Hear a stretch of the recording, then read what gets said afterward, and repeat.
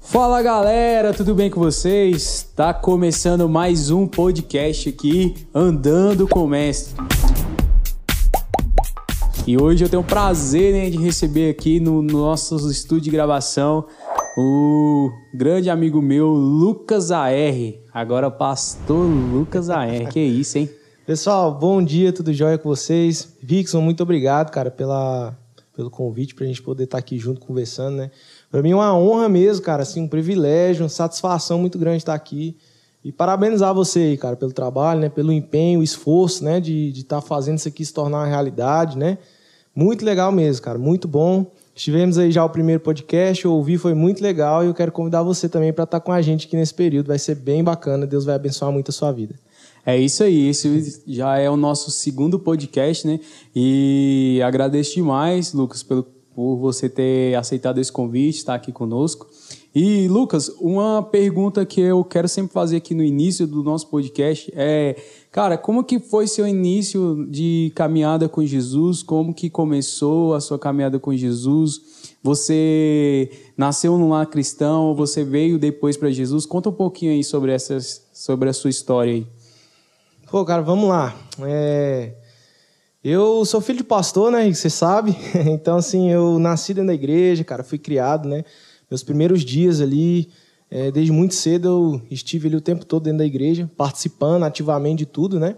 Então, eu sempre costumo dizer para as pessoas, assim, que eu não tenho uma data, cara, específica, assim, que eu sinto que o Senhor me salvou, me chamou, né? Eu acho que desde o ventre da minha mãe ali, eu já estava sendo preparado, né, desenvolvido pelo próprio Deus, assim como o profeta Jeremias, né, diz que do ventre da mãe dele já tinha sido escolhido. Eu acredito que assim também foi comigo. Então, cara, eu vivi toda a minha vida dentro da igreja, assim, né? Nunca, graças a Deus, nunca saí, sempre trabalhei muito ativamente, sempre tive muito envolvido, né? Mas eu acredito também, cara, que eu gosto muito do versículo de Provérbios, né, que diz que a vereda do justo é como a luz da aurora, né? Ela vai brilhando mais e mais até que seja dia perfeito. Ou seja, o caminho do justo, né, o percurso, a caminhada dele é como uma luz que vai brilhando cada vez mais, né? Então, a gente nunca se converte assim. Claro que isso acontece no estado pleno de espírito uma vez só, mas acredito que a nossa conversão a gente vai cada dia caminhando para conhecer Jesus em aspectos, em facetas assim dele que a gente antes não conhecia, né? Então, quando eu era mais novo, eu conhecia Jesus em um aspecto, e quando eu fui crescendo, isso foi tornando mais latente em outras áreas, né? Também tem um versículo de 1 Pedro que eu gosto muito, que fala que nós temos firme a luz dos profetas, a palavra dos profetas, né? E ela vai brilhando como uma candeia em lugar escuro, até que a luz de Jesus nasça no nosso coração, né? Então, eu acredito que, cara, a minha caminhada ela tem sido assim, né? Cada dia que passa, cada ano que passa, o Senhor vai revelando um pouco mais, assim, da vida dele, né? Da sua natureza espiritual para mim. E assim tem sido desde que eu comecei, cara, né? Sempre estive envolvido, muito, muito mesmo. E cada ano que passa, conheço um pouco mais daquilo. Bacana, cara. E isso é muito legal, assim, né? Quando nós vemos jovens, né? Você tá com quantos anos? 28, cara. 28 anos. Opa, tá jovem demais, né? E nós vemos jovens, sim, né? Como você disse, nasceu num lar cristão. E 28 anos está aí, continua firme na presença do Senhor, na verdade, buscando crescer, né? E isso é muito bom, cara. Porque a gente vê muitos jovens que às vezes nascem no lar evangélico, nascem no lar cristão, conhecem Jesus logo cedo, mas no decorrer da caminhada a gente vê eles se afastando dos caminhos do Senhor. E isso é algo que às vezes preocupa, né? O porquê disso, né? Sim. E, Lucas, você lembra, assim, de algum momento, assim, algo que marcou, assim, a sua caminhada com Jesus, que você falou assim, esse momento aqui virou a chave na minha vida, aconteceu algo que virou a chave na sua vida, você falou assim, cara, a partir desse momento aqui eu não posso ser mais o mesmo. Sim, sim. Cara, teve muitos eventos, assim, né? Mas eu me lembro de 2 específicos, cara, que eu posso contar aqui, que eu acho que foram bem particulares, assim, para mim. Quando eu tinha mais ou menos uns 11 anos de idade, eu me via muito assim, como o profeta também que disse, né? Que eu conhecia Deus, os deuses dos meus pais, né? Conhecia um Deus de ouvir falar, né? Conhecia o Deus que habitava na mesa da minha casa quando a gente orava na hora do almoço e tudo mais. Mas teve um momento assim que eu não conhecia só de ouvir falar, mas eu sinto que vi a Deus, né? Sinto que a presença de Deus foi vista por mim, né? E foi quando eu tinha 11 anos, eu fui no meu primeiro encontro com Deus de criança, cara. Acho que eu era o mais velho ali, né? Era talvez de 6 a 12 anos de idade, mais ou menos. Eu fui com um amigo meu, Túlio. Queria mandar um abraço pro Túlio aí também. O Túlio foi comigo e a gente teve um momento muito importante lá com o Senhor, cara. Teve uma ministração, a palavra, eu me lembro muito. Que um período de oração, alguém pôs as mãos sobre mim e eu recebi ali algo diferente de Deus, né?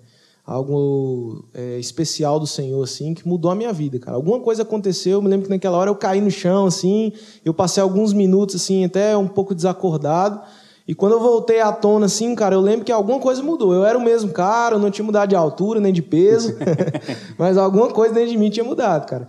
E foi uma experiência muito, muito marcante para mim. Acredito que eu recebi uma presença do Espírito maior, né? Algo que realmente mudou a minha maneira de ver o mundo. Eu me lembro que eu cheguei em casa e os meus pais reconheceram isso, né? Logo na primeira semana assim, de encontro, os meus pais já perguntaram o que acontecia lá, né? Por que eu tinha mudado tanto. Eu quis chegar em casa fazendo tarefas de casa, né? Então, uma criança de 11 anos de idade, normalmente, só Deus mesmo, né, para poder... Só quer saber de... Hoje é internet, né? Na nossa época era assistir televisão, sim, né? Sim. E brincar. E sim. Legal, Lucas, você falando isso, porque eu acho que até esse conceito tem mudado muito. Porque o pensamento das pessoas era o seguinte, né? Que, filho de pastor é crente, né? Filho de pastor já nasceu, já é crente e tal. E, na verdade, não, né? Na verdade... Todos têm que ter esse encontro com Jesus, tem que encontrar Jesus no seu momento, no seu tempo, do seu modo, né? Como você teve esse encontro aí com Jesus, eu creio que todos precisam passar por esse encontro com Jesus. Sim. Não é porque você nasceu num lar cristão ou porque você é filho de pastor que você é crente, né? Sim. Precisa aceitar Jesus, né? Eu me lembro também, Rickson, olha só pra você ver que coisa... Isso é um assunto muito pertinente, cara. Eu fui em muitos acampamentos de filho de pastor, cara. Eu me lembro que um deles, assim... Eu vi que, assim, o número de filhos de pastor ali que estavam com crise de fé, cara, com dificuldade na caminhada era muito grande. E justamente, às vezes a gente cria uma espécie de clã ali, né? De grupo, que é os filhos do pastor. Então tinha até um acampamento para isso. Só que isso, na verdade, cara, eu penso que pelo menos na minha trajetória, eu acho que deveria ser na trajetória de todo pastor, um filho de pastor não é salvo porque o pai é pastor. Exatamente. Eu fui salvo um dia, cara, porque eu tinha um pai, independente do que ele fazia. Então, meu pai, ele foi o meu pai, independente do ofício dele de pastor. Porque o cara que é pastor, ora ele pode ser pastor e ora não, porque por algum motivo ele pode deixar de lado ali, né, o ministério pastoral por um tempo e tudo mais, mas ele não deixa de ser um pai. Exatamente. Então, a gente é criado pelo pai, não pelo pastor, né? Então, o que me fez, assim, cara... de fato ter uma estrutura em casa, né, um conhecimento a respeito de Deus, foi a presença do meu pai, né, e não do meu pastor. E isso é engraçado, Lucas, porque, como você sabe, também sou filho de pastor. Sim. E, na verdade, muitas das vezes a gente carrega um jugo, né, da igreja. Sim. A igreja olha assim, olha lá, o filho do pastor, tá vendo? Olha o que ele tá fazendo. Olha lá, é o filho do pastor. E não entende que nós também somos humanos, né, que, na verdade, a gente ainda precisa passar por esse processo de conversão. E eu me lembro, assim, que muitas vezes eu tinha esse apontamento, olha lá, o filho do pastor, lá, o que o filho do pastor está fazendo e tal. Sim. E isso acaba trazendo, na verdade, para as nossas vidas um jugo, né? Um jugo que muitas das vezes acaba trazendo um peso, né? Por você ser filho do pastor, você tem que ser o melhor da igreja, você tem que ser o exemplo, né? E então, assim, isso é muito bacana você falando, porque eu também me lembro, assim, de uma época em que meu pai ele trabalhava em Brasília, passava a semana toda fora, e aí a gente estava entrando naquela época assim da adolescência, começando a conhecer o mundo, começando a conhecer as coisas. E meu pai ele teve essa percepção de pai, não de pastor, mas de pai, de falar assim, eu preciso voltar para casa, né, para poder cuidar da minha família. E aí foi a época que ele voltou, né, de casa, ele voltou do trabalho dele, deixou o trabalho que ele tinha em Brasília. E passou a conviver mais com a gente, nos corrigir, estar mais presente no nosso dia a dia. E eu creio que isso fez foi um total diferencial na minha vida e na vida dos meus irmãos, sabe? Sim. Porque ali nós tivemos a presença do meu pai ali realmente fazendo parte da nossa vida, presente mesmo, nos corrigindo. E Deus foi nos abençoando. E depois de um tempo, que nós já estávamos bem maior, grande, crescidos, né? A gente fomos para Brasília e ali Deus nos abençoou. Sim. Mas eu vejo esse processo assim, como é importante o pai, ele antes de ser pastor, ele é pai, né? Exatamente. E ele olhar para o seu filho, para a sua família dessa forma, assim, como que um filho olhando para o pai olhando para um filho e ver assim, é minha família em primeiro lugar. Exatamente. E, cara, assim, né, Rickson, Deus não tem um propósito para nós de maneira funcional. Deus tem uma família para nós. Então, Deus, desde quando chamou Abraão lá, né, ele diz, sai do meio dos seus parentes, porque eu tenho uma família para te dar. Eu vou abençoar um povo por meio do seu nome, né? Então, assim, Deus sempre teve uma família para nós. Deus não instituiu pastores, evangelistas, profetas e mestres. Deus instituiu uma família. E dentro dessa família, a gente distribui funções de pastores, evangelistas, profetas e mestres, né? Então, é muito interessante a gente pensar nisso, porque o meu pai, ele sempre teve essa consciência, ele trabalhou isso lá dentro de casa, né? Que antes dele ser pastor, ele é pai. Uhum. Antes de nós termos funções dentro da igreja, que eu sempre trabalhei, tive ativo também dentro da igreja, ele sempre deixou muito claro que nós éramos uma família, né? E que isso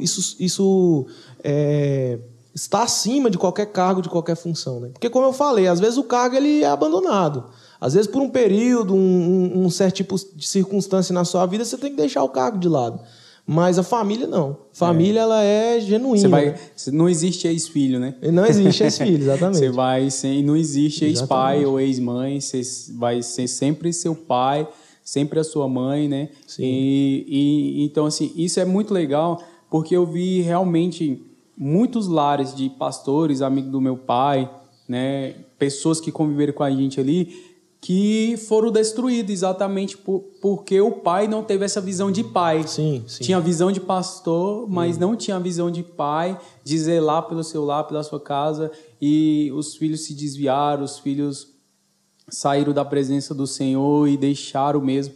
Então, isso eu vejo como algo que precisa mudar na consciência, né, das pessoas, que elas primeiro são pai e mãe. Sim. Antes de exatamente o que você falou, de exercer um cargo na igreja. Né? É o que Jesus veio fazer, né, cara? A Bíblia diz que Jesus veio para revelar o Pai.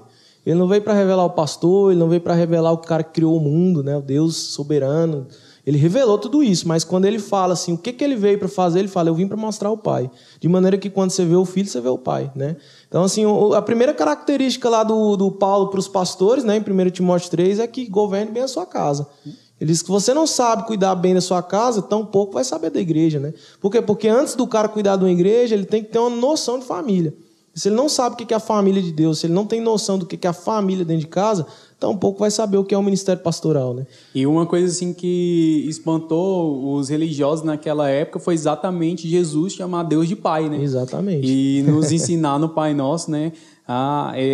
Como orar. A primeira oração que Jesus nos ensinou foi chamar Deus de Pai. Isso. E instituindo ali que, na verdade, nós estávamos fazendo parte da família de Cristo. Exatamente. Né? Então, isso é muito legal, porque a família, ela vem até em primeiro lugar do que o ministério, né? Sim, exatamente. Aí, como você disse, se nós não cuidarmos bem da nossa casa, da nossa família, né? O que vai adiantar nós cuidarmos ali da igreja e se perder a nossa casa, perder a nossa família? Exatamente. É isso aí, cara. E, Lucas, me conta um pouquinho aí sobre sua caminhada, como que você começou. Hoje você está como pastor, né, ali na igreja Fonte Church, muito legal.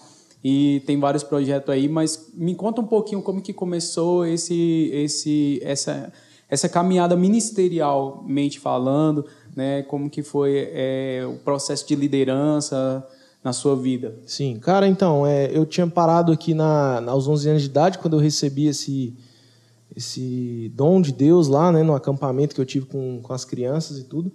E a partir daí, cara, eu comecei a caminhar com Jesus e entre altos e baixos, né, a vida cristã. E aos 16 anos de idade eu fui para um acampamento em Trindade, em Goiânia, do pastor José Rodrigues, pastor muito abençoado aí, muito voltado para a área missionária, casa de oração, né? Então lá eles têm o movimento que é a MCM, né, Missões Cristã Mundial.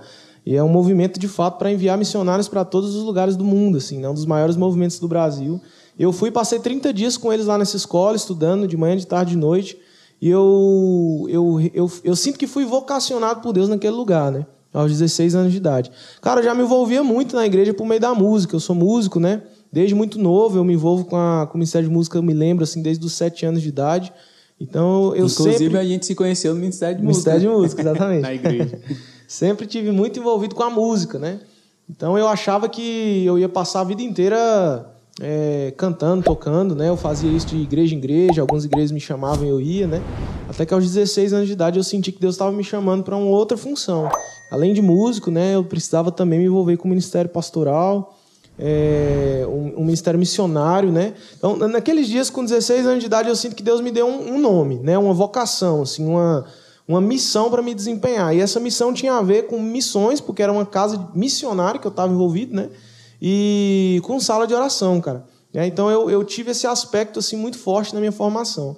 E depois daquele dia, eu comecei a entrar fundo assim, na área missiológica, né? Na área da sala de oração, da casa de oração. Então, comecei a marcar com jovens ali da minha igreja. Já liderava jovens, né, na minha igreja. Comecei a fazer assim, vários retiros de oração. E eu mesclava muito a música com a oração, né, cara? Fazia isso muito de maneira conjunta. A gente chama hoje assim, de oração da palavra. A gente abria a Bíblia, cantava algumas músicas ali, cantava alguns salmos, né? E a gente foi fazendo. E quando a gente fala da área missionária, a gente pensa muito em evangelista, em mudar de país, né? Em fazer um trabalho social num bairro. E é isso também, né? Mas a área missionária, ela abrange muito mais. Eu sinto que Deus começou a imprimir em mim naquela época uma visão de plantação de igreja, né?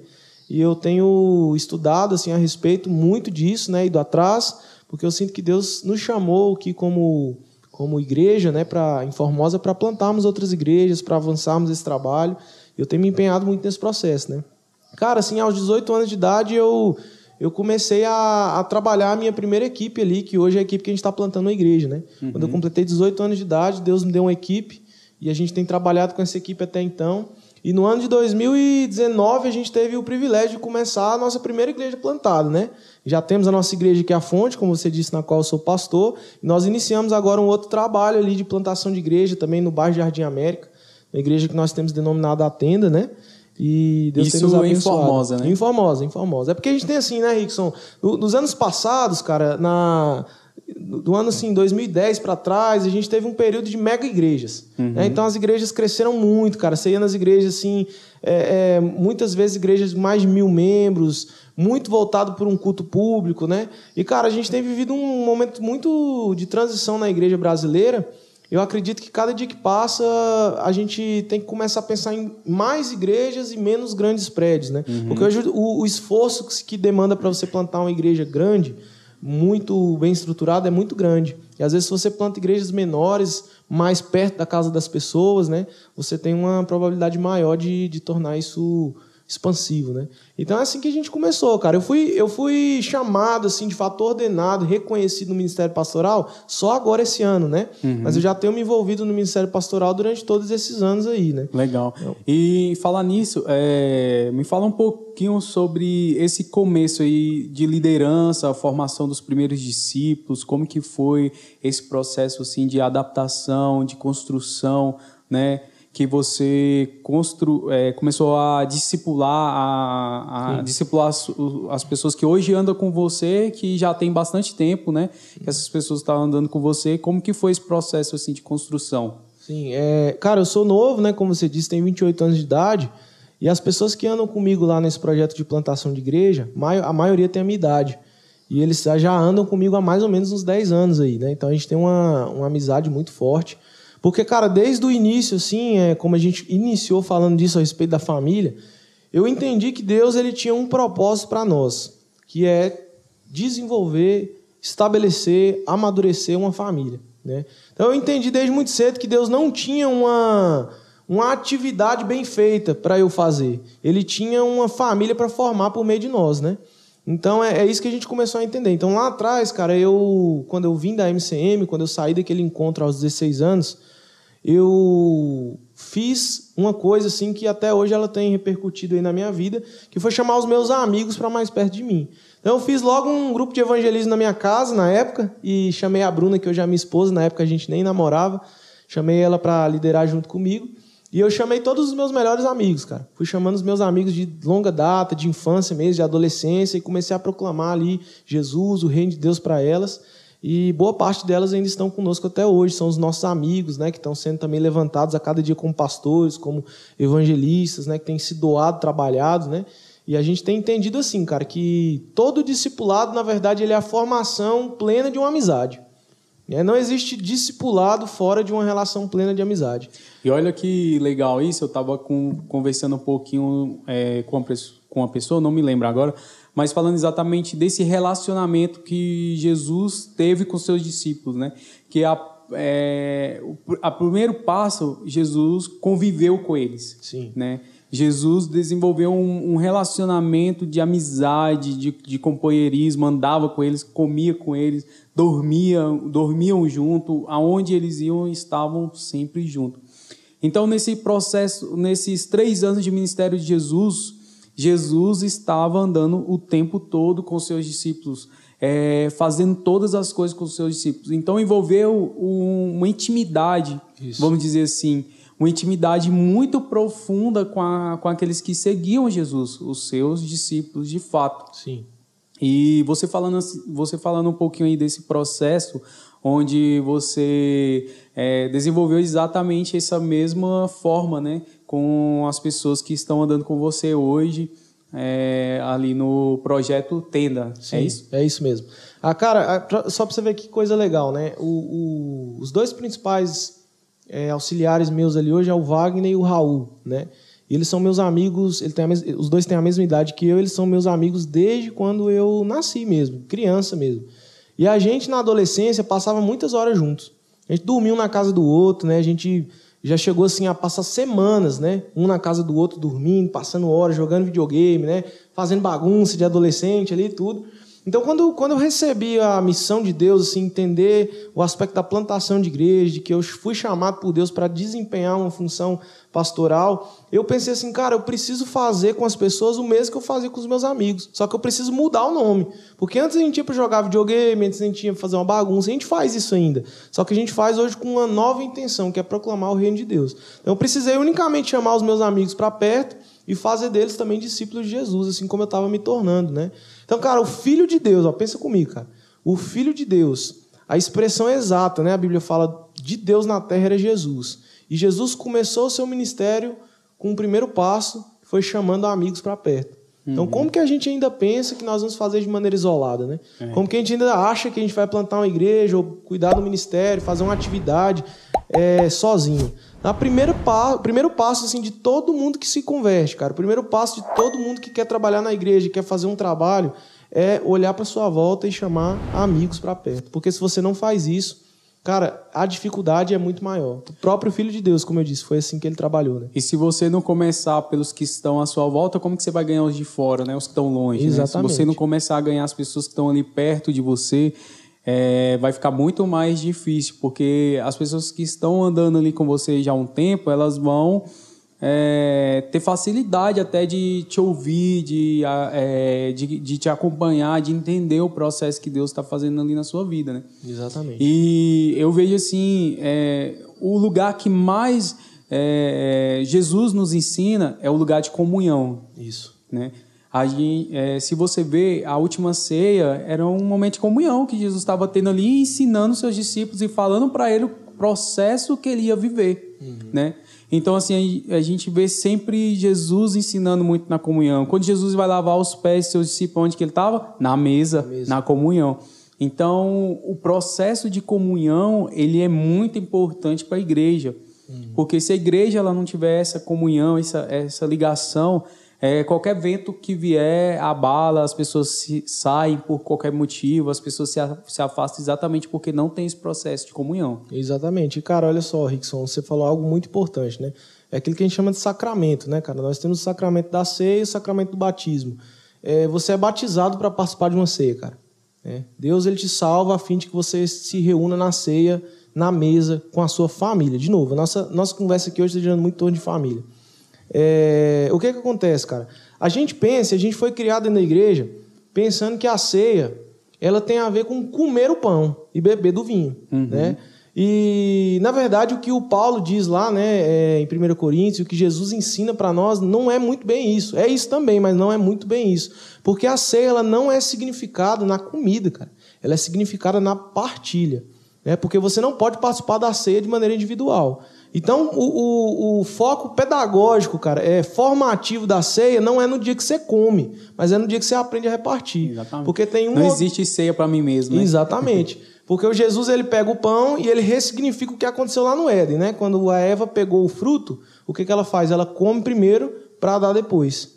Né? Isso significa o pecado. Foi o fruto do pecado ali, né? O momento em que o homem caiu.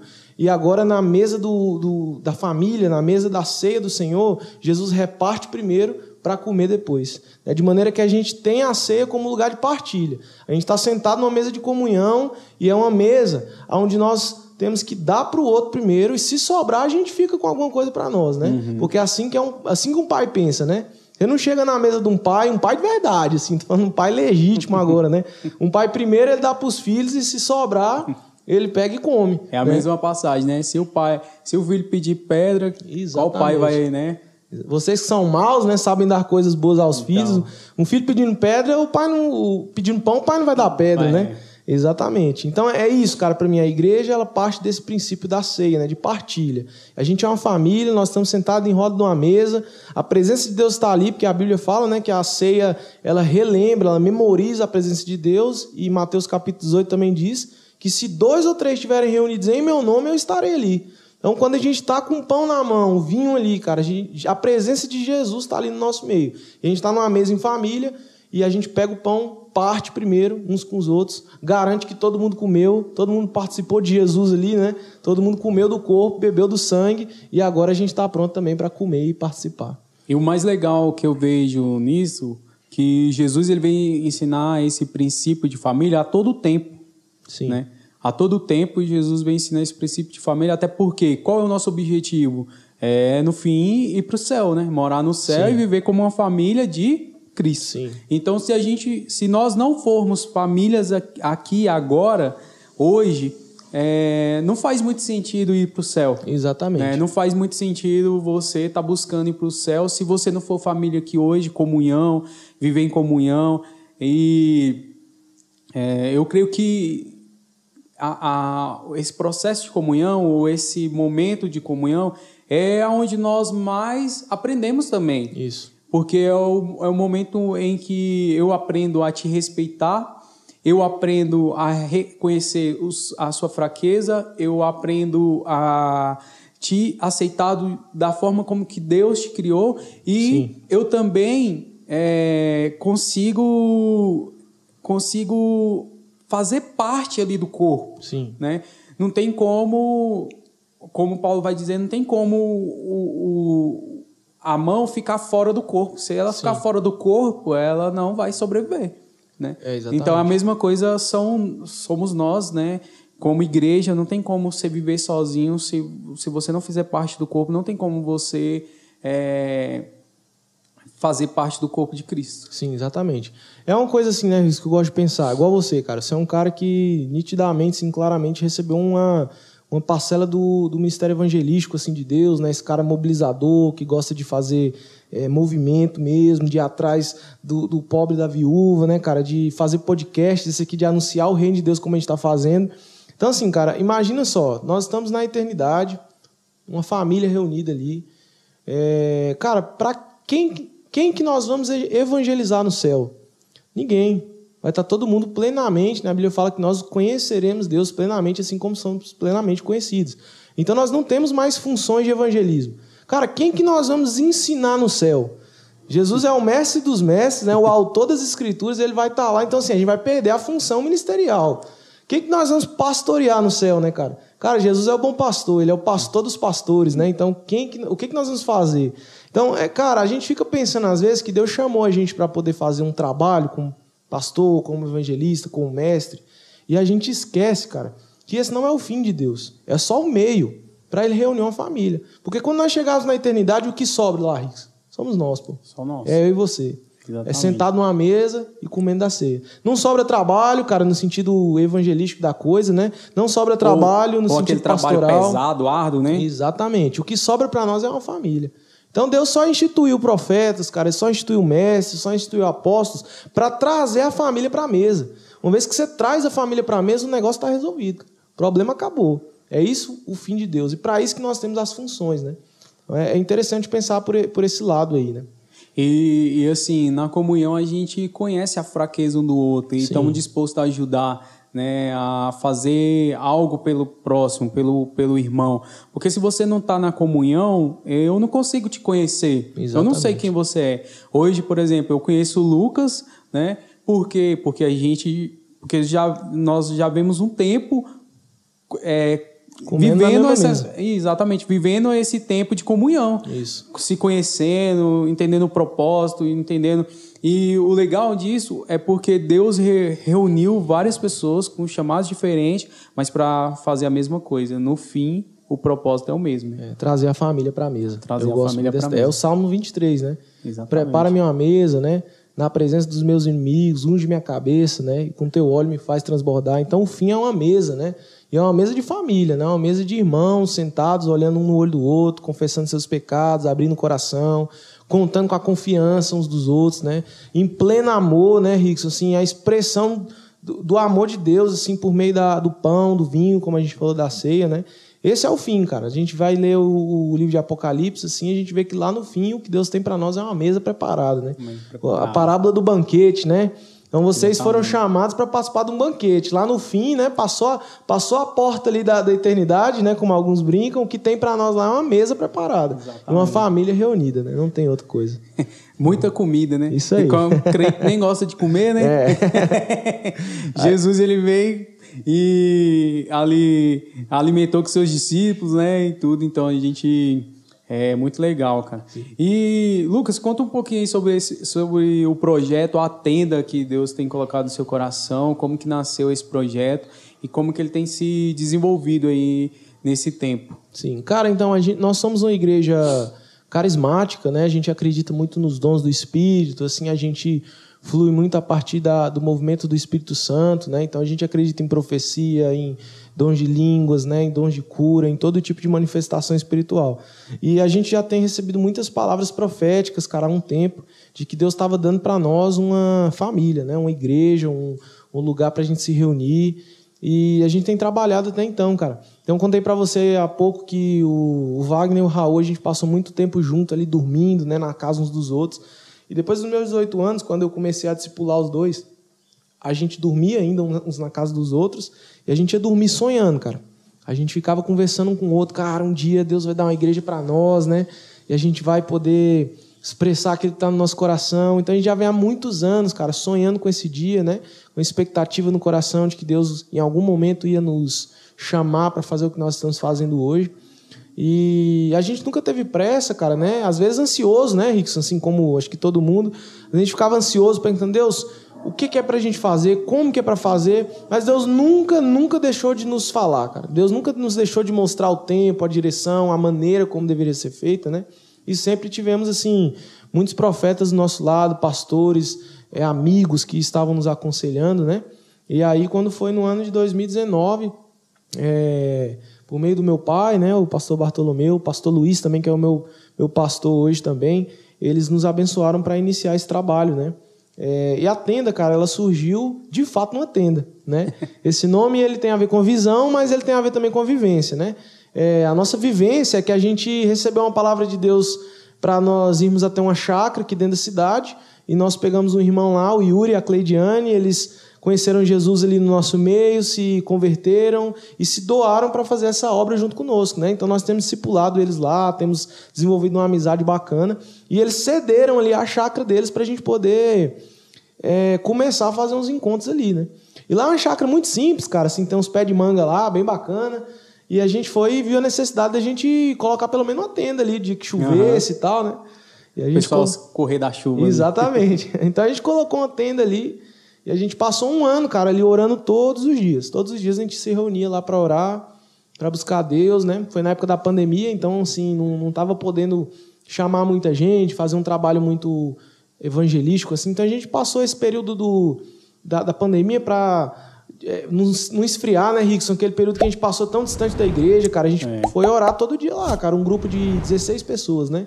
ficamos ali orando e tal, e quando acabou ali o ano, a gente sentiu assim de Deus, junto com os nossos pastores, os nossos líderes ali, de iniciarmos um trabalho definitivo ali na tenda. Esse é o aspecto da vivência, né? A gente chamava de tenda porque era uma tenda, mas também tem a ver com o aspecto da nossa visão, que Deus deu para nós como visão, assim como eu iniciei falando, tem a ver com missão, casa de oração e uma família, né, cara? Então a gente tem muito como inspiração o texto de Amós, no capítulo 9, versículo 11, né?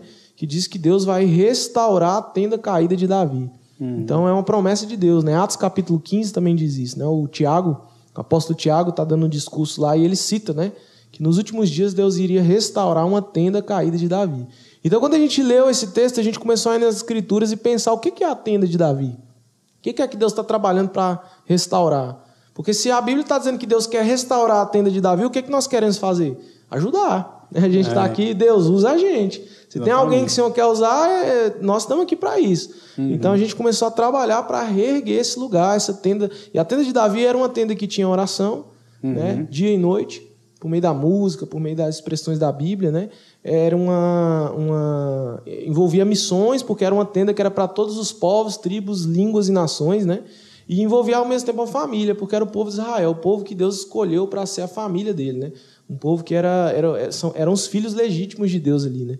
Então, esses 3 pilares aí são os pilares que nós temos desenvolvido como tenda lá, né? O nome é por causa disso, por causa dessa vivência mesmo, dessa visão que Deus tem nos dado. Então, a gente está lá, cara, empenhado assim, para poder fazer sala de oração, para abençoarmos a cidade de Formosa. Temos chamado alguns parceiros aí, alguns amigos, inclusive você, né? Tá de vez em quando aí com a gente. Nós não temos o intuito assim, de proclamar um nome denominacional, uma instituição de governo. Não, cara, é uma família mesmo, e a gente entende que isso é para Formosa, e a gente tem tentado alcançar as outras igrejas também com esse trabalho aí. Legal, cara. E você estava me contando ali no particular ali que a partir de agora você assumiu, né, o pastoreio ali na igreja Fonte Church. Sim. E como que foi assim esse processo ali de ser consagrado pastor ali da Fonte Church hoje, né? Tá como pastor realmente integrado ali na igreja. Sim, então, cara, eu trabalho, né? A minha função pastoral ela já acontece na Fonte há muitos anos, né? Então eu estou ali envolvido muito no trabalho, sempre fiz parte ali do grupo de auxiliares, né? Do pastor Bartolomeu, que é o nosso pastor titular, presidente lá. E aí, nos últimos anos, assim, junto com o meu pai, né, que é o pastor, junto com o pastor Luiz também, que é o nosso pastor nacional, nós fomos entendendo que precisávamos entrar num lugar mais fundo ali em relação à organização, a planejamento, né, a perspectiva futura. O meu pai tem 53 anos de idade, então ele sente que precisa muito de um auxílio assim, mais próximo e tudo mais. E nós começamos a partir do ano de 2018, né, como auxiliares do pastor Bartolomeu, a desempenhar essa função, e temos ali trabalhado junto com ele, até que esse ano agora eu fui oficialmente levantado como um pastor lá, né? Eu tenho feito ali junto com a minha esposa tem me ajudado demais, a gente tem feito ali os cultos, ajudado o pastor Bartolomeu, né? Estamos empenhados ali também em fazer daquela igreja uma igreja exatamente conforme o propósito de Deus, né? E a gente está fazendo esses 2 trabalhos, cara. Hoje a gente está plantando uma igreja no Jardim América Atenda, e o Raul e o Wagner e outros amigos, o Eric, né, o João, o Gustavo, o pessoal tem nos ajudado ali, o Yuri, como eu disse. E ao mesmo tempo estou fazendo esse trabalho na Fonte a fim de levantar ali uma equipe, um grupo para poder nos auxiliar e plantarmos mais igrejas na cidade, né? Então tem sido muito bom, cara, muito bom. Primeiro que eu estou fazendo isso do lado do meu pai, né? Igual eu falei, isso começou com família, vai terminar com família, né? Exatamente. Então legal, a gente está ali junto. Tivemos muitas dificuldades, né, Rickson? Como toda família tem, cara, enfrentamos muitos embates, assim, eu e meu pai, até a gente conseguir alinhar os corações, entender exatamente aquilo que Deus queria fazer através de nós, né? E hoje, graças a Deus, cara, a gente está conseguindo fluir, a igreja tem correspondido, né, gradativamente com essas expectativas aí. E estamos aí, cara. Recentemente a gente construiu um prédio, né, nosso aqui na cidade também. E a gente está empenhado. Eu vi lá, a igreja ficou muito bonita. Sim, bem legal. Estamos bem empenhados assim, para ver o que Deus vai fazer aí conosco nos próximos anos aí. E o legal disso, né, Lucas, que falou que sim, teve a dificuldade de alinhar, mas eu vejo que isso tudo faz parte do processo, né? Sim. Quando nós vemos Paulo ali discutindo com Pedro, né, alinhando algumas coisas, falando algumas coisas para ele, não é por aí e tal. Então, eu creio que isso faz parte do processo, né? Sim. O processo de alinhamento em Deus. Mas o mais importante é nós temos esse entendimento que cada um tem o seu chamado, o seu propósito. Não é, eu estou passando por cima ou quero ser melhor. Não, mas é Sim. cada um entendendo o seu espaço dentro desse processo, né? Exatamente. Do que Deus está chamando, do que Deus está fazendo na vida de cada um aí. E eu acho também, Rickson, que o mais importante, o primário, cara, vamos falar assim do que é primário, né? Eu acho que é o amor, né, cara? Então, exatamente. Assim, eu e o meu pai, cara, e todas as pessoas que trabalham com a gente, né?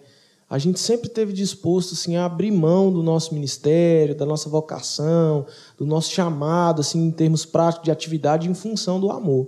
Porque foi isso que Deus fez, né? Deus enviou um filho na terra, que era a expressão exata do seu ser, e a Bíblia fala que Jesus abriu mão de toda a divindade a fim de ser homem, né? E de estar conosco, e de ser servo até a morte de cruz, né? Então, a Bíblia diz, né, em Filipenses, sejam a atitude de vocês a mesma de Cristo Jesus, que mesmo sendo Deus, não considerou que a divindade, né, que ele poderia exercer, ele abriu mão, cara, em função do quê? Do amor. Então, Jesus, ele podia vir como Deus, e ele veio, claro, como 100% Deus, 100% homem, mas ele abre mão do ser divino que ele era em função dos seus amigos, dos seus irmãos, da sua família, né? Então, a gente tem muito essa visão lá na igreja, cara. O amor, ele é o que pauta a nossa relação, o amor é o que pauta a nossa mesa, né? Então a gente está lá e tanto eu quanto meu pai, a gente sempre esteve disposto a abrir mão do cargo em função do amor. Isso foi o que fez com que a gente ficasse firme junto um do lado do outro, né? Passássemos por períodos difíceis, amadurecêssemos juntos e ainda é o que nos mantém até hoje. Porque o atrito ele sempre vai ter, né, Rickson? Sempre vai ter. Você é irmão, né? Você é família. Exatamente. não tem como, né? Você só não tem atrito se você não é família. Eu te garanto que você não tem. E você falando isso aí, eu lembro assim do começo da nossa caminhada, né? Como quando nós começamos a ser amigos. Foi muito engraçado porque a gente teve muitos atritos no começo, né? Sim. E hoje eu vejo essa transformação, porque exatamente como você falou, nós nos tornamos família, né? E como que hoje a nossa amizade ela é sólida, né? Consolidada em Jesus. Mas aqueles atritos foram importantes também para tirar alguns restritos, como eu vou dizer, algumas coisas que uma imagem que a gente tinha formado às vezes na cabeça um do outro que na verdade ela não existia. Então esses atritos eles são importantes para que isso venha a ser corrigido no decorrer da caminhada, né? É isso aí. Não, e olha só pra você ver que coisa, né? Na época a gente teve um atrito que a gente, pra galera saber aí, né, pessoal? A gente era do mesmo Ministério de Música ali, né? Então a gente teve um atrito lá, eu nem me lembro por que era, mas eu lembro que rolou um atrito. Só que a gente não se conhecia como família, a gente se conhecia como dois prestadores de serviço. Exatamente. Ele tava lá pra cantar, eu também, então a gente entrou no atrito. A partir do momento que a gente sentou numa mesa e abriu mão das nossas funções, músico, cantor, pregador, que seja, para viver em família, a gente começou a se alinhar. Porque quando você vive... Quando a gente se tornou família, começou as coisas fluir, entendendo cada um seu ministério. Enquanto o nosso envolvimento, cara, era com atividade, a gente ia ter sempre um problema. Sempre. Agora, a partir do momento que a gente sentou na mesa um do outro e a gente quis saber da família um do outro, como é que tá a sua vida, Henrique? Você perguntou como é que tá a sua, Lucas. Aí a gente começou a entrar no lugar de relacionamento. Aí a gente começa a se entender, né? Isso é interessante. Então é isso aí, Lucas. Brigadão, cara. Valeu, por você ter aceitado esse convite, estar aqui no nosso podcast Andando com o Mestre. E esse podcast, o intuito realmente é abençoar vidas, abençoar pessoas, que pessoas possam conhecer um pouquinho mais sobre a história de pessoas comuns. Sim. Que muitas das vezes não está na mídia como a gente vê, mas pessoas comuns que também têm trabalhado para o Senhor Jesus, que também têm trabalhado para que o reino de Deus seja propagado. E eu fico muito feliz de você ter aceitado aí esse convite e já está feito o convite para o próximo podcast para estar aqui com a gente de novo. Vamos estar falando um pouquinho sobre outros temas, né, como discipulado, família, comunhão, sobre a mesa e muito mais. Eu creio que Deus vai estar nos abençoando em nome de Jesus. Amém, cara. Eu queria agradecer também você mais uma vez. Isso é uma gratidão mesmo, assim, pela honra, né, de estar aqui participando disso. vendo Deus cumprindo as promessas, né, mano, que ele nos entregou há tantos anos, assim. Isso aqui é um cumprimento. Pessoal, vocês estão aí ouvindo, né? Às vezes não tem a dimensão. É verdade. Isso aqui é uma promessa mesmo. Deus está cumprindo na vida do Rickson, né? E na vida da Paulinha, da esposa dele. Então a gente está muito feliz aqui em fazer parte. E, cara, já está aceito o convite. A gente vai vir quantas vezes for preciso. A gente quer somar mesmo, ajudar. E, de novo, cara, assim, te elogiar, assim, pelo empenho, cara, pelo trabalho. Eu sei que não é fácil, né? Então, a correria, eu tenho acompanhado esses dias aí a sua correria. Verdade. E é Deus mesmo, assim, que tem feito isso por meio de nós. É isso aí. Então, galera, esse foi mais um podcast Andando com o Mestre. Se você gostou, compartilha aí com seus amigos, curte aí a nossa página, né? Nós também estamos com o nosso espaço no Spotify, Andando com o Mestre. É só você procurar lá que você vai estar achando, inclusive esse podcast também. E segue nossas páginas, Sal da Terra Now, no Instagram, no Facebook, e nós vamos estar postando lá sempre novidades, vamos estar postando os novos podcasts, vamos estar postando curiosidades. E então, fica um abraço aí para vocês, obrigado por estar nos ouvindo até aqui e até a próxima.